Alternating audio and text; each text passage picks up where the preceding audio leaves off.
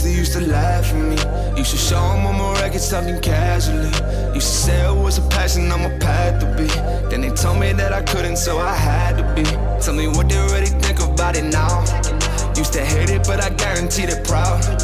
Had to do it just to show them that I could, yeah. Now I finally think I took it where I should, yeah.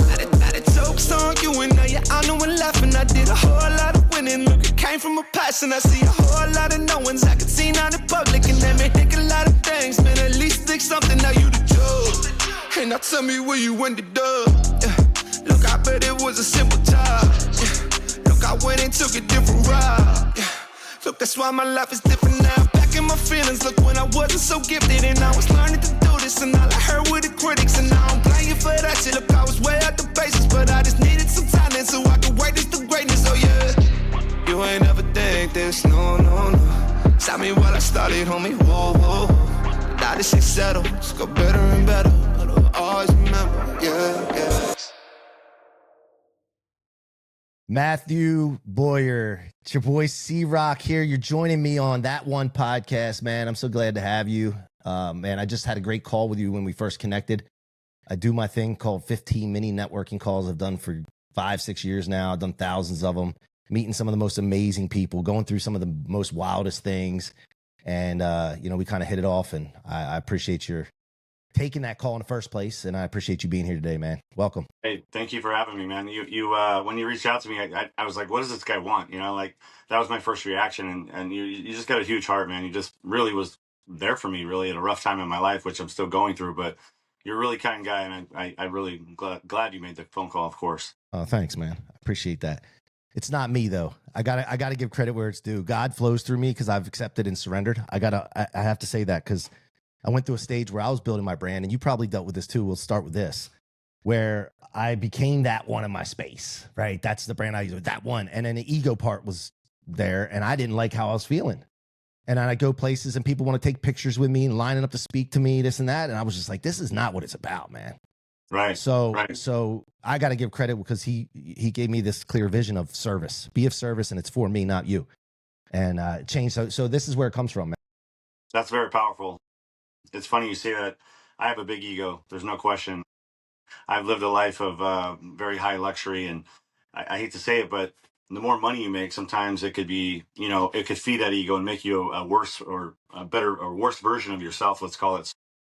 The humbling experience I've gone through here in the last 2 years has been great, because now I have this humility and seeing the world coming, in a different perspective. I've always been a kind, good guy. Don't get me wrong. I'm not an angel, but I've tried to treat people with respect. But the difference is now is like having these people in my corner that I've never suspected to be in my corner, needed to be in my corner, has really been inspiring. And, I'm inspiring people, and they're telling me how much I'm uplifting them, but it's really the opposite.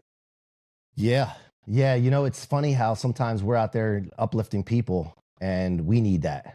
We do. The fulfillment from it. But then there's also the side of it where people don't realize that we need help too sometimes. You know what I mean? Of course. Yeah. and we're human too, Yeah. I mean, we got feelings, and we got hearts, and we do, we have down days, right? I mean, people see the strength. Obviously I see it in you. I've been following you, and, you're a strong guy. You obviously, family guy, take care of your family, and obviously have a beautiful wife, as I do. And, at the end of the day, we're still men that lay down in bed and have problems and look at ourselves and, always want to be better and stronger. And, you have people that are always trying to tear you down in this world. So you got to fight through that. And we have weak moments too. And you're absolutely right.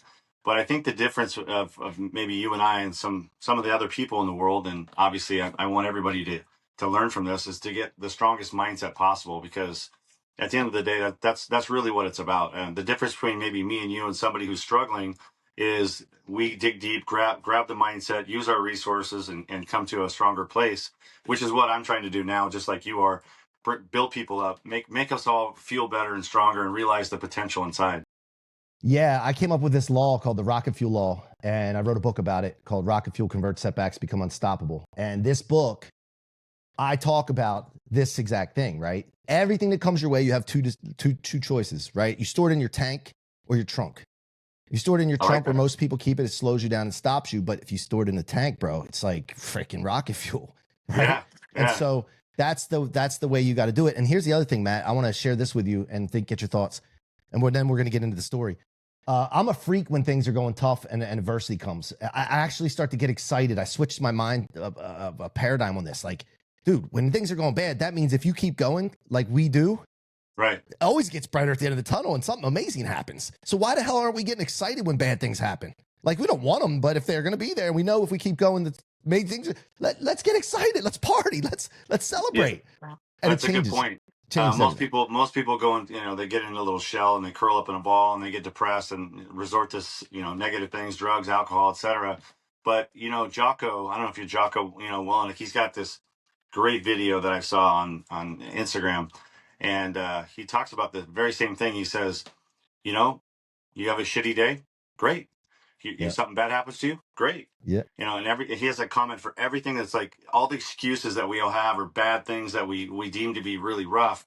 You have to learn to smile at it. I mean, when you smile at adversity and you run into a fire, you actually find the strength in you that you've never had or never even knew you had. And you just build a better version of myself, which is what I describe in my book. I know you're about halfway through it, but when you get to the end, you're going to see me. I describe chiseling at this statue. And that's what I've been doing the last 2 years, or really my whole life.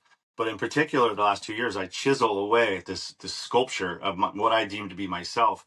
And not in an egotistical way, just in a sense of like you're developing the best version of yourself. And as you chisel and build this statue, you're really developing the best version of who you are. And sometimes you have to go through hell or some sort of adversity to really get to that. And that's kind of what's happened to me. And obviously there's always growth. There's more room to always improve. But I feel like this humbling experience, having federal agents come to my home and raid me and, putting my family through this process has actually been a really strong positive. Yeah. Okay. I like it. Yeah. Look, I've had experience with bookmakers. Okay. I've been around them. I'm Italian. There's the stuff about Italians and stuff that, Right. and Right. I gambled myself. Right. But one thing I figured out early on was, man, like the wins never feel as good as bad as the losses do. And I just don't like that. And I'm going to stop doing that. And I also realized I wasn't very good as good as I thought I was in picking games. They don't build casinos off winners. So I'm like, you know what? I started like being logical about it. And I was like, you know what? I ain't doing that. I'm going to direct all my attention and energy into something that I have an advantage in. Now, Sure. Bookmaking, you kind of have an advantage because you become the house. So I get it. You do. I remember in college, we used to have this guy named Derek. And he used to come around and collect when it was time. And all my buddies, I don't know, there's like 8 of us living in this place or whatever, and they would disappear, man. And I'd be sitting there, what up, man? And I'd pay him a couple $100 that I owed him. I never really got in big holes. Right. And he's like, where's so-and-so? Where's so-and-so? I'm like, I don't know. So they scattered like fleas. He used to wear this leather jacket. And it was like, he had this black slick back hair. And I liked him. He was a cool dude. But it was just funny how people disappeared. Yeah. But That's yeah, funny. So a question for you on this, and then we're going to get into the story. So one thing that I figured out in my life is that I could talk all I want. I can do content, I can do podcasts, speak on stages and all that. But if I'm not being a living demonstration for what I have learned, then I can't get on my kids. I can't get on my son for not doing what he's supposed to do if I'm not doing it. There's an inauthenticity. It's in lack of integrity. And I can't live with myself like that. Deep question here. For you, as you were going through this, at any moment, did you have a feeling that you were doing the wrong thing and you weren't being a living demonstration for those that you were influencing, family, closest to you and all that? Great question. Let me make sure I understand it. When you say that, are you referring to before I got in trouble or after? Because that's a double-edged sword. No, before you got in trouble. While you were doing the thing. Before, for sure, 100%. So when I was a bookmaker for the last 30 years, I mean, I made a tremendous amount of money, right? 50, 60 million, whatever the number was. And, I've had everything, Rolls Royces, Ferraris, Lambos, the big houses, private jets, whatever, all the stuff that everybody thinks they want, which we all like. Don't get me wrong. But the reality is it's a very empty feeling if you don't have, a strong basis behind it. And although I was very proud that I was a CEO of a very large business, basically, because that's really what I was as a bookmaker, I was proud of what I was doing as far as the amount of business I was creating and how big my operation became. But in the back of my mind, I always had that. I'm looking over my shoulder. Am I getting in trouble? What kind of danger am I putting my family in? at times, because they, let's be real, I really was at the end of the day, as much as I don't want to say that. And then the other parts of this is very empty. This is some things I've been talking about in particular lately. When I was a commodity trader, which I did for about 11 years, it was a very empty feeling because the morality of the business to me was terrible. I had to push people into trades, get them to be active in the markets, make commissions. It was just all salesy. And really, the person on the other side of my business was losing. I would win, but they would lose. Then I became a bookmaker, and it's the exact same thing. I had to, for them to lose, for me to win, right? So the first time in my life, I'm doing something where both people are winning. If I could, provide a service, whether it's an inspirational, motivation, helping people with their addictions, become stronger mindset, get themselves to the next plateau in life, then they're winning, and so am I. And eventually, I'm going to get paid for that. Whether it's, like you said, motivational speaking, selling my book, all the things that I'm doing, that I'm building, are all positive things. So for the first time in my life, now I feel very, very, very unempty, whereas before I had all the money and all the stuff, but it was very empty feeling. So teaching my children to, be a bookmaker is exactly what I don't want them to be, right? So yeah, you look, you look yourself in the mirror and you say to yourself, is this really what I want my kids to be doing, number one? And then also, is this the valuable when I want to walk around being known as, which I became, and I had to run with it. Well, I didn't have to. That was my choice, was to run with it, and it was because I was making so much money, and I was very greedy, and I was very into the material things in life. So that wake up call that happened on October 5th for me was amazing, because even though I'm going through a little adversity and I'm going to prison, and let's be real, it's a very real situation. I'm really showing my children that that's the most important thing to learn here, is to you get a curveball, you adjust. When adversity comes, you don't run. And that's probably the biggest message and the biggest thing that I'm trying to get people to understand, because we all have our own story. It doesn't have to be illegal, just what I'm doing. It could be you're overweight, you're unhealthy, you smoke cigarettes. It doesn't matter. We all deal with something. And if we can learn from each other how to, deal with that adversity, whatever it is, and actually become a better version of ourselves, then that's a win. And like when I hear you speak, you're very well spoken, and you obviously have learned to deal with adversity and become the best version of yourself. That's all that matters in life. If you can look in the mirror and be proud of who you are, and your kids look up to you, your wife appreciates you, respects you, and of course your friends, then you've really accomplished. You're winning. You're rich, and that's Yeah. how I feel now. Yeah. I love it. There's times in my mind that goes through that, man, I should be so much further along than I am. But then I take a step back and assess, and I look at those things, and I'm like, what really matters? What do the old people say that are on their deathbeds? Right? Like, what do they say? Like, I should be thinking about that. And then still try to get money. Don't get me wrong, like serve and provide value and all that. But, you get in these things sometimes in your head, and it's wild. All right, I got to make an observation. And I'm the type of guy that I know what I like my mission is, okay? And I know that I'm here to lead and help people and elevate people. So I don't shy away from telling people stuff, okay? So I'm going to ask for permission to give an observation. No, you can give me anything you want. I prefer criticism. I love everything. I want you to speak your mind always. All right. So you've taken ownership, I've noticed, to some degree on things. And you've said, like you just explained it, right? And then I've seen it in the book. I've seen it on your socials. But one thing I noticed, though, is there's a little qualifier that you put in there sometimes. And I think if you can clear this out, it's going to help you go further faster. Okay. And that is when you say, but it was like, it's a business and they're doing it legally. They're doing it, but they can't let us do it. And, am I really hurting anybody? And those little things like that. And I get it. Trust me. Cause I say the same thing sometimes when I'm doing, but it's an observation I did for myself. But what that does for me, and in my experience, is it gives me an out to make myself feel better. But it's only temporary because it's not 100% ownership and accountability. And so, like, I get it. We're living in this world where the politicians are involved with the Epstein stuff, the USAID stuff, all that's, but again, we have our souls that we're responsible for. And so for me, I just want to throw that out there, that have you really feel like you've taken 100% accountability for this? Even with that part. I love that you called me out. First of all, you are correct.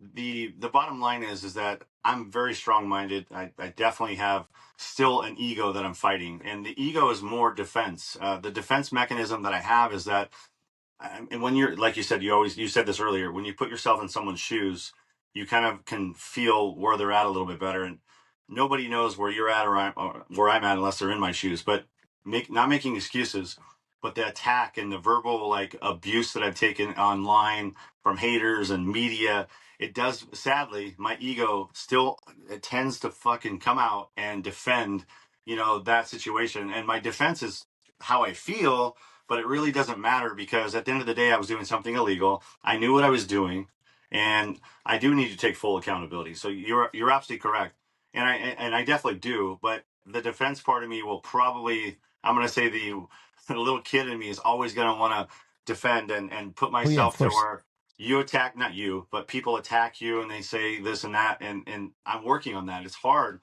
because when you're being attacked so much in the media, and obviously, I put myself out there. That's my choice. So I knew that I was going to get some hate. But the attacks are, especially on my wife. When my wife was on the soft white underbelly, and all she did for 35 minutes was tell her story. And I mean, these people online are just so vicious. I mean, she's absolutely stunning, and they even pick her apart about her Botox or this or Yeah, that. I'm just yeah. like, wow, they're vicious. But that's the world we live in. The point is, I have such an ego, and I'm working on that. The defense mechanism is still in me, and I hope that what you said is so true. That I hope that maybe in 6 months or a year or 2 years, I'll be able to sit here and look at you, talk to you, and say, yeah, I'm past all that. Like I definitely. But I don't know.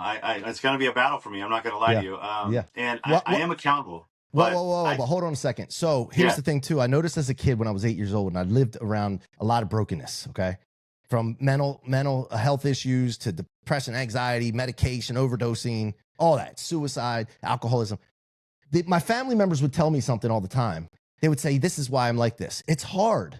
I'm working on it. I'm trying." And then as an 8-year-old kid, man, I don't know where this came from. It's got to be God. But I said, "Do you see that what you're saying is causing you to live this out in the future?" So like we got to stop saying it's hard. yeah, It may yeah. be It's an hard, excuse. okay, but like we got to stop doing these things because, man, let me tell you something. First of all, when you take this 100% thing, number one, it'd be the most freeing feeling you've ever felt when you go all the way.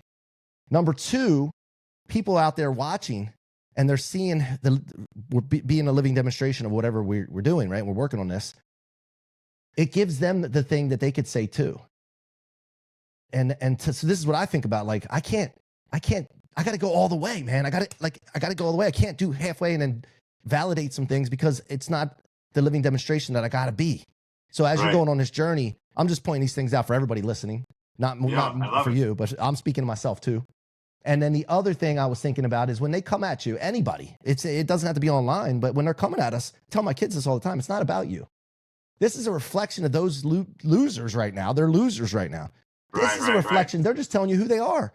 So you got to have like a force field that understands that, so that it's just like, like look at Donald Trump does. Like he gets shit too, man. And he's just like, it's true. But anyway, that's my little thing on that. Well, no, I love it. The truth is, Brad Pitt, Tom Cruise. I mean, it doesn't matter who you are, right? Like you're these stars, they all get hate. Tom Brady does. My ego is my biggest enemy. There's no question, and I know that, and I've been working on it. And I'm the type of guy where this is especially when I was younger. If you walk somewhere and someone's whistling at my wife or being disrespectful, I'm the type of guy that would snap, kind of not go over there and physically harm the person, but I would snap at someone. And now I'm just trying to like just let it go. But I'm very especially when it comes to like my wife and my kids or Yeah, whatever. But I'm the at same the end way. of the day, I'm a grown man, and you got to look. What is it really worth? This a great example is this, right? You see somebody who cuts you off in the road. They're flipping each other off. And I was the guy that would be like flip you off or whatever, and they flip you off back, and I say pull over then. Yeah, How stupid is that, right? Then you're So shot. I'm gonna pull over on the side of the road, and we're gonna scrap over a guy cutting somebody off, and then someone's gonna get hurt, and someone's gonna possibly go to the hospital or whatever, or get sued, all because a guy cut you off and he flipped him I mean, come on, it's just so. Bro, I used to, That's the ego. listen, I used to fight a lot. Okay. All the way through college, Yeah. like into my probably late 20s. Okay. And so Yeah. I was dealing with the same things. And one time we were in Ocean City coming out of Secrets or something out there. And there's this drunk kid walking towards us. I'm with my wife, my buddy's with his wife. And this is just one scenario, but this got me. And I figured out, like, I'm not letting people control me anymore, because they got you on a string when you react, right? So he goes, and this is when my chubby days, I was a little bit heavy then. And I didn't even realize it. But he goes, hey, girls, what's up? Or something like that. And he was being disrespectful to him. And I'm like, yo, dude, you want to talk? You really want to talk? You could talk to me. He goes, oh, Chubby's a hard ass. And now this is a drunk guy, right? And I could have smashed him if I don't. But I went after him. And my buddy grabbed me and he was laughing his ass off because the guy said Chubby's a hard ass. And I was more pissed about that, I think. But that moment, I calmed down and I was like, dude, I'm not letting people have a string on me. I don't want to be a puppet. Like I'm the puppet master. Okay. So when I figured that out, it gave me power, and I don't have to kick people's ass. I don't have to to say anything to people. I just so anyway, this is a great thing to focus on. And I just want everybody else out there, don't have to let people have strings on you. No, it's a great message. It's a great message. And truth is, what's that saying? Water off a duck's back. I mean, you really need to just understand that your circle, your mind frame, and what you do is really all that matters. So that's a very good message. I work on it. I struggle though, because my ego is still here. I mean, you called me out on it, and I'm glad you did. But that's true. Like my defense mechanism is still there, and I need to drop that and work on that, because I don't need to defend myself to anybody, really. I look in the mirror and I know who I am. So why am I doing that? Exactly. You know what I mean? Yeah. And that's true. When we talked on the phone, despite all the stuff that's going on, I have a way of picking things up on people, and if I align with them or not. And I just know there's a good heart there. There's a good soul there. And to me, like, that's why I continue to stay in touch with you. I appreciate that. Very, very, very careful with my environment. Because ever since I've been like this, there's no chaos and confusion in my life. And so, but yeah. All right. So let's dive into some other things here. Of course. Because I want to get some of these things out to people so they hear more of your side. What was the exact moment you realized your world was about to flip upside down because of this whole thing? October 5th, 2023 at 9:33 a.m. Yeah. 29 agents with weapons. And man, that was a moment. It was weird because, we've all been in these moments in life where your body goes into a shock, so to speak, and your mind does that, of course. And I was in a fog because I couldn't believe, as I'm watching my wife come out in handcuffs and, literally, FBI, IRS, the team swarming my house. And I'm like, oh my God, this is chaos. And I'm holding my little boy, he's 2 years old. And then you start questioning. Even in that fog, you start questioning what got me here, even though I've been doing this for 20, 30 years. I knew what I was doing, but you still start to always question yourself. And everyone always says, oh, well, you're just, you would be still doing this if you didn't get in trouble. And I said, well, obviously, because I've been doing it for 30 years and I needed a wake up call. I needed to be shooken. And, if that was God's way of saying, hey, Matt, it's time to wake up and you need to become the best version of yourself, then here I am, Yeah. I love it. All right. And then the, this goes kind of to the ego thing we were talking about before, but do you see yourself as a villain in this saga, or more someone caught up in the wrong place at the wrong time? I look at myself as completely accountable for what happened. So no, I'm definitely not a villain. And I'm definitely not a victim either. I'm just a person that was making very poor choices about how I would, process my gambling addiction and how I would make a living. They were feeding each other, and no excuses. But the bottom line is I enjoyed sports. I enjoyed gambling. And it was a deadly combo for a guy who knows how to run a business to make it a profitable business so he could feed his fire, which is really gambling. My addiction is gambling. At the end of the day, I loved it. And that's all I cared about, sadly. I mean, not all, but you know what I mean? That was my again, not to sound like I'm making excuses, but that was my drive. And that's where I spent a lot of my time, which is another thing that I'm now figuring out is how much time I spent on this was insane. At that point when I was gambling football, right? Yeah. I'd be on my phone constantly. I'd be watching games, and I would be at a sports event for my kid and checking the scores every 5 minutes. I couldn't even, why can't I just check it when it's over? I had to be like what happened in this quarter? Of What course, happened in this every quarter? play, And every play. I had that Yeah. same realization too. That's what stopped it. Like have you gotten help for your gambling, like the addiction? Yeah. I see a therapist every Monday, and that was actually required by the court, which when my ego was bigger, I laughed at and thought it was ridiculous. And then Gamblers Anonymous, which I also thought was absolutely ridiculous initially. And what, of course, now that I've come to own my situation a lot more, not 100% as you called me out, but now that I've started to own my not only poor choices, but just what I was doing wrong and look inside myself, those two things have been very helpful for me. You know, I don't look at people that gamble and for entertainment and have a good time wrong in any manner, because they should. That's what gambling's for. But a person in my caliber who let it overcome his entire life and every minute of the day, I mean, that's a problem. And even though I knew I had a problem, I didn't want to really deal with it or address it. Confront. Yeah. And yeah, so now I do. I do see a therapist, and we talk about everything. I mean, not just gambling, but my father was an alcoholic. He passed from that. My little brother just got out of jail 7 days ago he was a little heroin drug addict, and he's, dealing with recovery. So my family has that gene, but I'm not the guy that says, oh, I was dealt a bad cards because my family has that gene history. That's not what I mean by that. Because, there's so many worse cards in the world But that you can be dealt with. You didn't tackle it. Like, yeah, we have No. these things, but we got to face them, confront them, and tackle it. Yeah. Right? And that's what you're saying. Not Yeah. until now. And Yeah. the only reason I've tackled it is because the federal agents came to my home and forced me to tackle it, to be honest. Otherwise, I probably would have continued this path until I passed. I mean, that's sad. Well, there's something in life, okay? When we lack the ability to confront something, we will be forced to confront it. This is a lesson I learned. And the quicker you can confront it, the less pressure builds up. But the longer you wait, and there's tons of things in people's lives, if they can just go around and confront everything that needs to be confronted in a weekend, their life will be great. But the longer we wait, the more pressure builds up, and the ramifications grow, and you're forced to. Everybody's forced to at some point. And even if you get through this life, you will be forced to face the creator. I know that for a fact. I don't have any question about that. So so that's what you're talking about, man. And I've been through a lot of this stuff, man. I just didn't get to the level that you were. Luckily, I just luckily confronted it before it got there.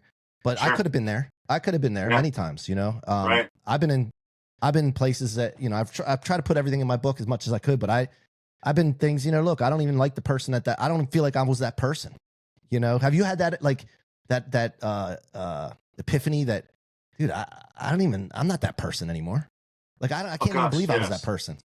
100%. Like, especially now, because, when you're in the middle of the storm, you don't see anything. You're just fighting in the storm.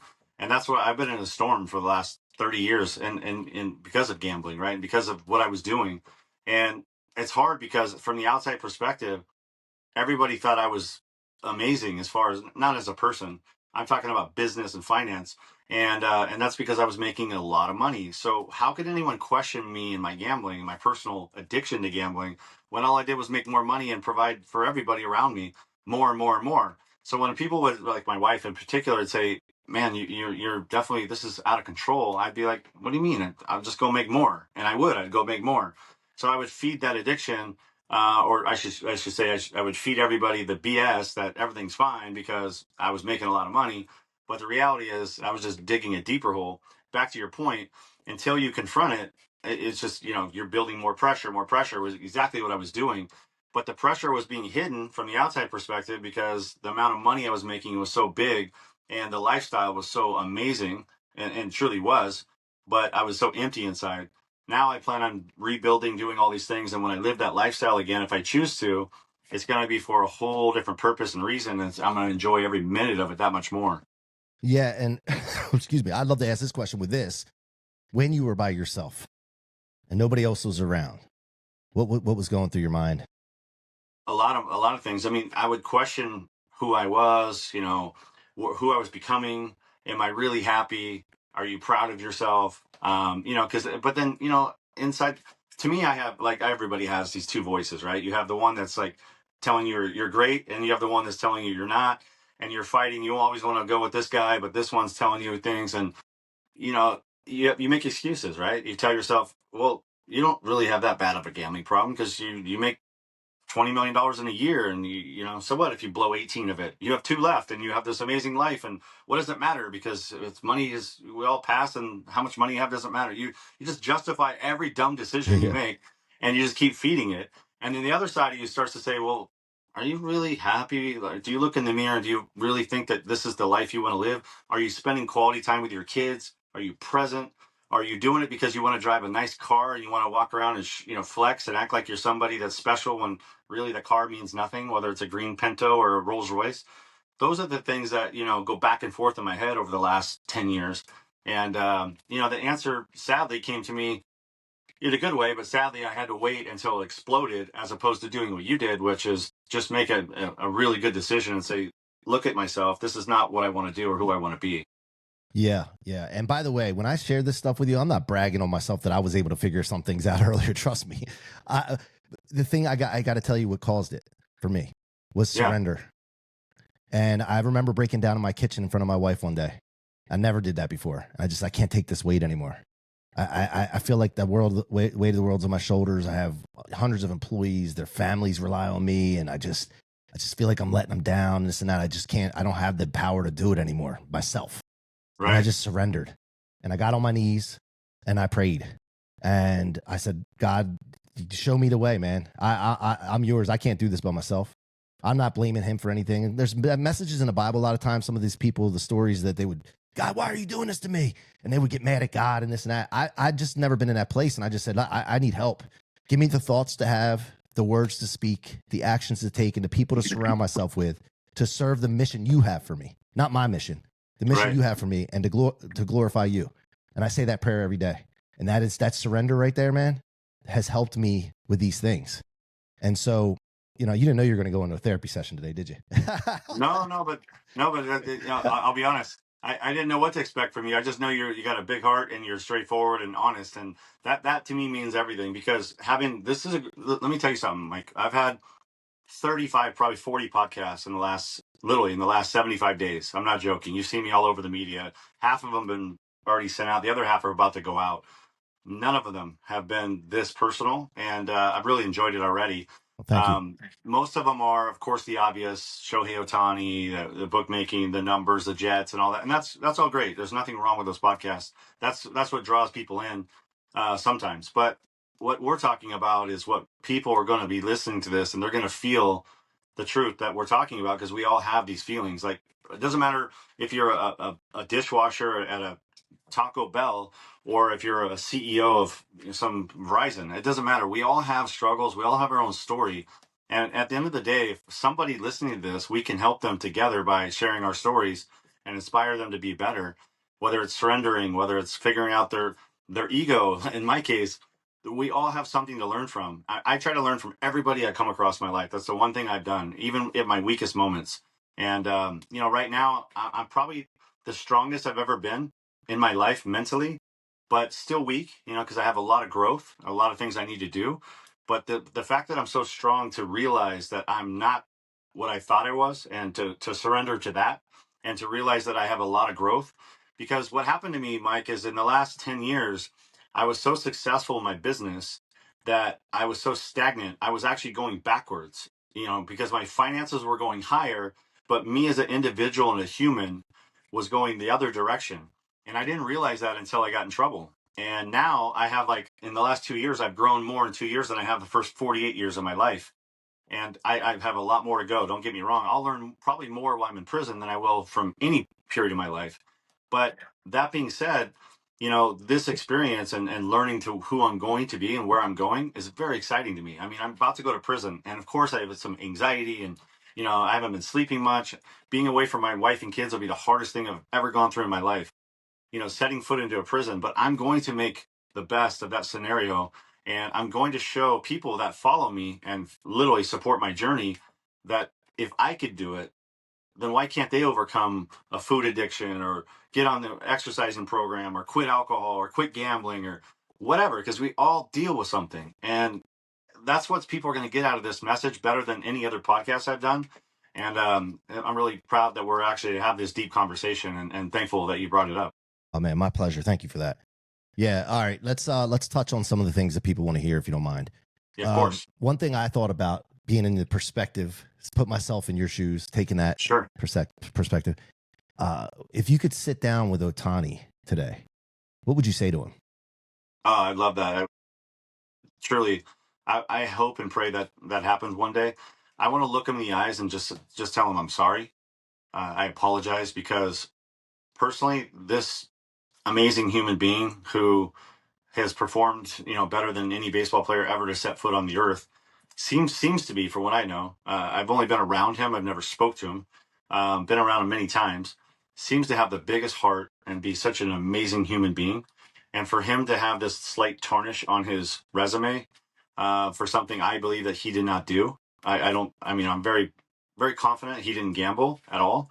And even if he did, I think it's still ridiculous that, what he's dealing with. But my point is, I believe that he helped his friend out financially. I'm sorry, I'm going off topic here, but the reason I'm going to go, I'm going to go back to the answer. I believe that he helped his friend initially with some money to, his best friend, his person by his side every minute. They were truly best friends who had a gambling addiction.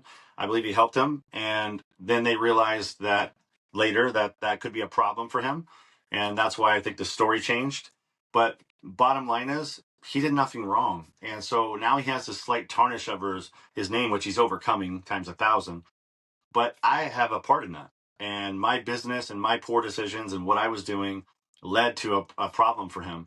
And I truly would like to give him a hug and apologize and say, I never set out to hurt you in any way. And clearly, my business and my poor choices did hurt people. And it sucks that he's dealing with that. And even more so, the interpreter. I mean, here's a guy who is in prison for 57 months, who had the best job on the planet.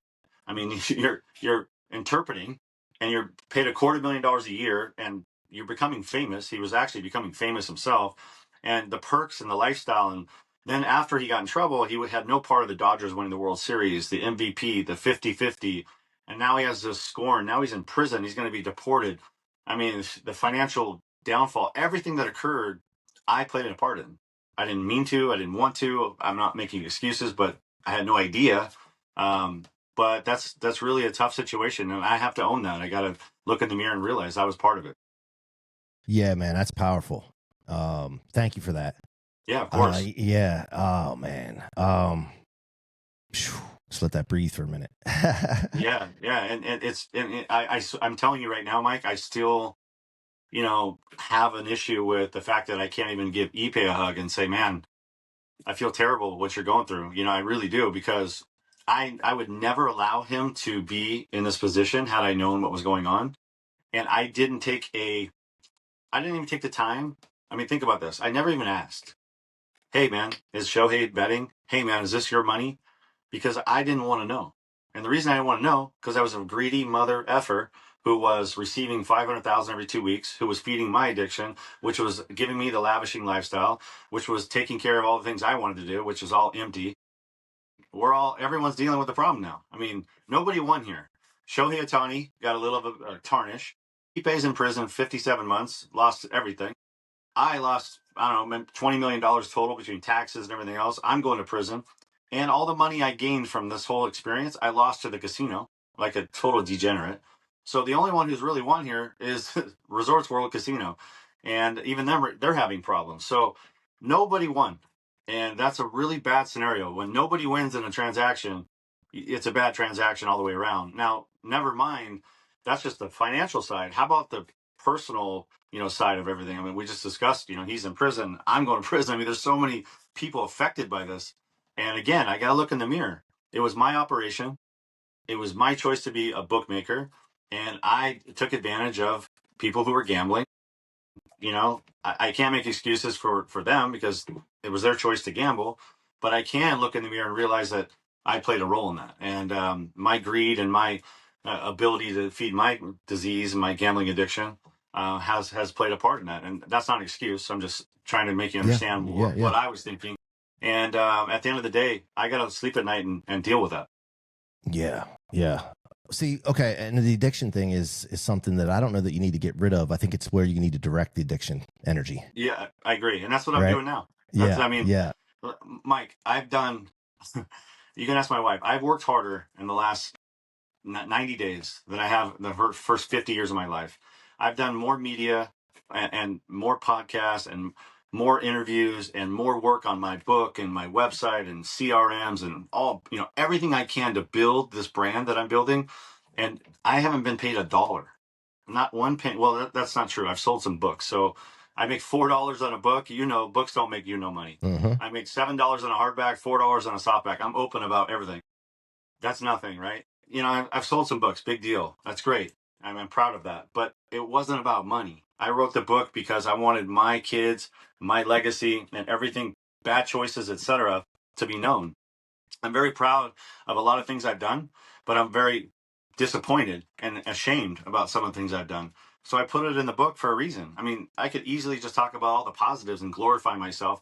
I don't. I talk about owing people money, owing bookies myself, not being able to pay customers and figuring out ways and borrowing money and having a gun to my head and all kinds of things. I mean, that's not something to be proud of.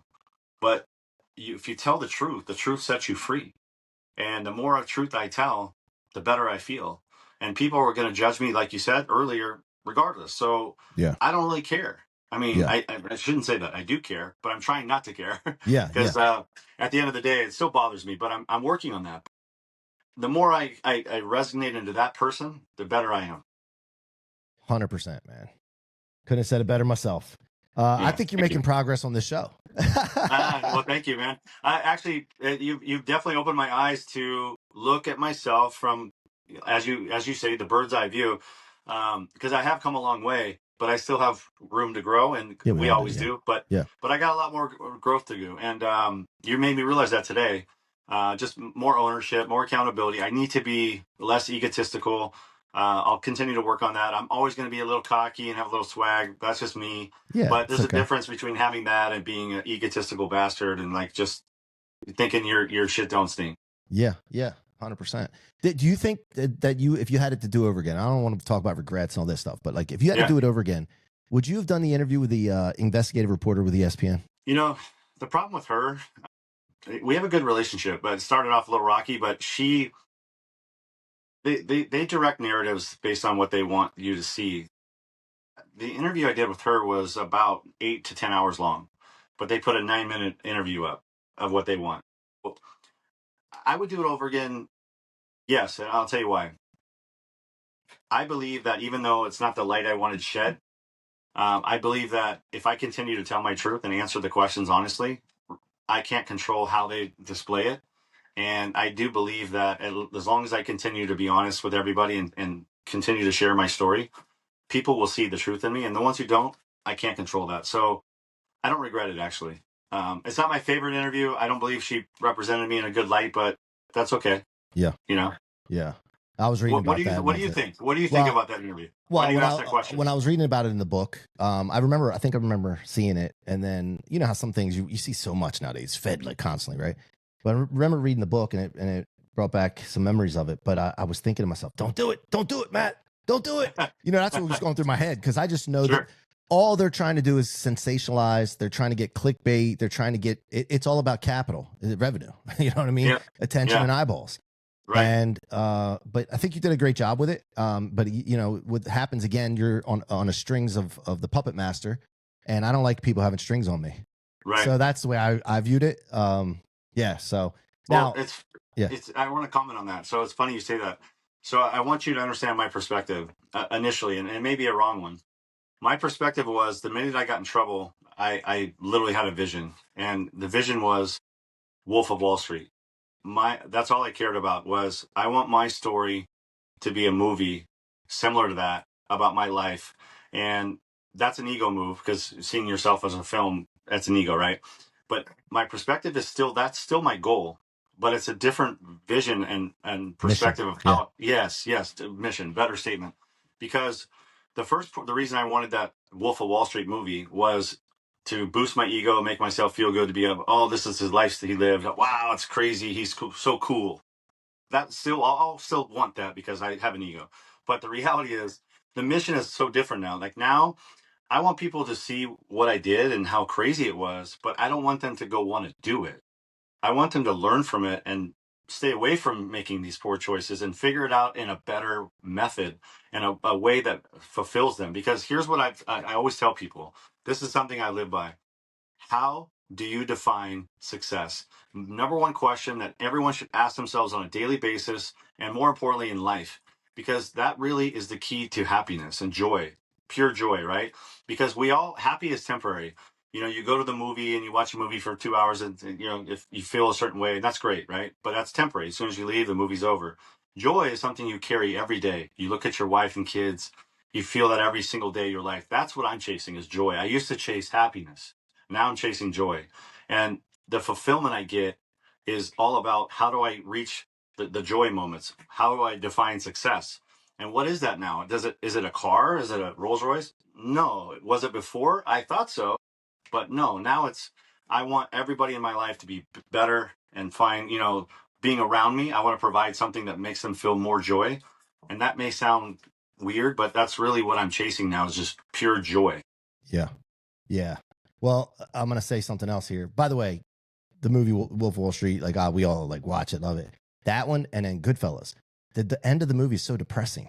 It's all cool and everything. And then when Ray Liotta's all coked out and he's riding his car and he's looking back as there's a helicopter flying above him and he's all weirded out and stuff, that gives me throwing up, you know? So you're making it so that people see the ramifications, for sure, So I want to on the chase word. Okay. I've created something now, after understanding this philosophy, chase versus attract.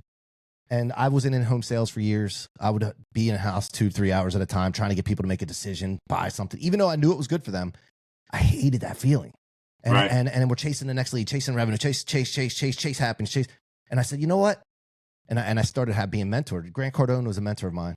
And he told me one time, he said, dude, you got to get known globally. And I was like, yeah, but the ego thing. He's like, yeah, no, I'm not talking about the ego thing. He has ego too, but he's like, no, I'm talking about impact. And if people know you on a grander scale, what it's going to do, and if you're authentic and you lean into it unapologetically, you're going to create an attraction model. And so I started thinking about this, and I'm like, okay, everything I do, I need to show people, not just talk, show people, be a living demonstration, show people, and not show off cars and things necessarily. For me, anyway, some people can do that and it works, but show people what you can do for them, what you're about authentically, so that they can choose whether they want to be around you or it repels them, and it repels the wrong people. Most people aren't cool with repelling the wrong people, family members, friends, associates, all that. Right. I'm okay. I've come. I don't want those people in my life right now. It's not a good fit. It's not that they're bad people. It's just not in alignment, and I'm hurting them, keeping them around. Right. So try to replace the word chase. Everybody out here, chase is not a good word. Let's not chase. Let's create an attraction model and be very clear on our values and what we stand for. Living demonstration of that, so that we can attract the right people, the right opportunities. And for me, that's fulfillment. So I agree. Yeah, some things I figured out, Yeah, I love that. The way you say it is a much better verbiage of how you need to get there. I mean, the word chase alone is bad. I use it for gambling. I mean, you're chasing, you're losing, you're chasing a girl. You'd rather attract a girl than chase a girl. I mean, in all forms of life, let's be honest, that word chase is terrible. So I'm going to try to get that out of my vocabulary. Well, you didn't like it in betting and gambling, so you might as well not like it in the rest of your life. Hey, you're right. What's the one university that comes to mind? Football. When you say chase, what's the one university that shows that you're chasing when you're betting football? You got to know this. Think about it. The one university that you're chasing. Yeah, and it has to do with where they're located. And it starts with an H. Man, you're losing me. And they're 3 hours different time zone than California. Hold on. It's not Hawaii? Yeah, that's it. Yeah. Okay. Like how many times have you been looking for a game because all the other games are over? Going with this. Yeah, okay. I got to make it up now. This is the only game available. let me tell you something. I have bet Hawaii literally at midnight at my house many times. I mean, it's crazy because you're chasing every dollar. Now I get where you're going with this. Yeah. I was like, what's he talking about? Sadly, every gambler who bets sports will hone in on that. And what's even worse is, how about this? There's one day a year where I had to bet the WNBA. And that's because there's no other sporting events on. So I would bet the WNBA, which I knew nothing about, didn't even watch. That's a true chase degenerate right there. Yeah, yeah. But you're right, Hawaii, Sunday everybody night or knows Saturday what nights. they know. I know what I'm talking about when I bring that up, because Yes. if you bet sports, you know what I'm talking about. Yes, sir. Oh man. Yes. All right. Yeah. So this is the last thing I want to wrap up with here, and this is something that you've done a lot of interviews, right? You've been in the press a lot, this and that, right? Mhm. You've done a lot of social media, but what I want to know is, okay, when what do people not know about what this has done to you or for you that you haven't brought up yet? Well, I brought it up actually, so I don't want to say that, but let me just say this first. It's actually fulfilled my cup so much dramatically, because I really questioned myself at 50 years old to start a social media account. I should say it was 49 years old, never had social media, to grab a phone and it was very awkward for me. And to put my whole story out to the world was really very awkward, right? And then everyone questioned me, my wife included. She's like, "What are you doing?" And I was like, "Look, what I want to do is, for the first time, you'll never see, I don't think I've seen it, anyone on social media who they'll tell you what happens to them after prison, and how they do that remarkable underdog come back and become the best version of themselves. We've seen that, and I think that's so amazing. But you rarely see somebody document it from the minute they get in trouble to the whole process. And I wanted the world to see that in your darkest hours, that you can be vulnerable and succumb to actually just giving in. Kind of what you said, surrender. That was my version of surrender, to be honest, because I was in an empty place and I was scared and I was nervous and I was sad and I was depressed and all these things, right? And I felt like as I built momentum, I had this team, this social media family, and all of a sudden, again, there were some haters and all that, but all of a sudden, I got this revolution of power from people that I've never met in my life. You being one of them, right? Community. Like I got a guy like you calling me up saying, "Hey, man, I'm here for you." I'm like, "Who is this dude? Why is he even calling me? Like, why do you care?" But you do care, and guess what? There's a million people that do, and the humility in the world, and people that actually give a damn about random people and just care about people in general. It's amazing, because the world can be so dark and ugly in some areas, but it could be so beautiful and bright in others. And so what I've learned is, even though I didn't know what the heck I was doing, and I just kind of surrendered to just putting it out there, I built this strong inside, feeling of revelation of people coming behind me. And now it's like, I've wanted to quit so many times, just shut down the social media, just give up, not do it, which I'm not a quitter. I never would, but I've had those moments, and I'll get a nice text or a DM. Now I'm getting thousands of them daily. It's crazy. But that one or two people that I've never met would say, "Man, you inspire me. You make me feel better. I quit gambling because of you." Or I haven't gambled in 5 days, or I quit drinking. And it's like, I don't know this person, but how good did that feel that I was able to change their life by putting a post about the trouble that I'm dealing with or the trauma I'm going through. And I was like, wow, man, that actually makes me feel better than anything I'm doing. And so now that's what I'm doing. I'm truly giving back. I don't make any money on social media. I don't make a dollar on any of the things I'm doing right now. I do plan on it. Of course, there's a goal in mind, but I would do it for free. Yeah. Truly. That's where you need to sit. Like you got to sit. If you're willing to do it for free and you can make some money at it too, sit in that. Yeah. And I'm going to. And when I'm on a stage, this is my plan. When I'm on a stage talking to young kids who, need to be inspired, and I'm actually giving them all the ups and downs of my life and giving them the stories and all the trials and tribulations, and I'm inspiring them to make better choices and decisions that affect their life forever. There's no better feeling than that. Yeah. Yeah, I agree. Well, look, Jesus said, "Those without sin cast the first stone." And so I'm trying to be more like Jesus every day. That's my goal. That's my mission. And a reason for that is that everybody has done things they should, and they may not have shared that with anybody, but they know, and God knows. So who are we to judge people and throw stones, man?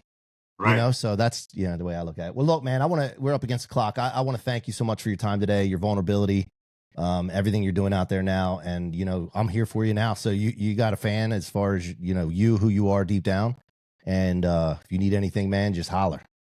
You've been great. And this has been one of the most enjoyable podcasts I've done.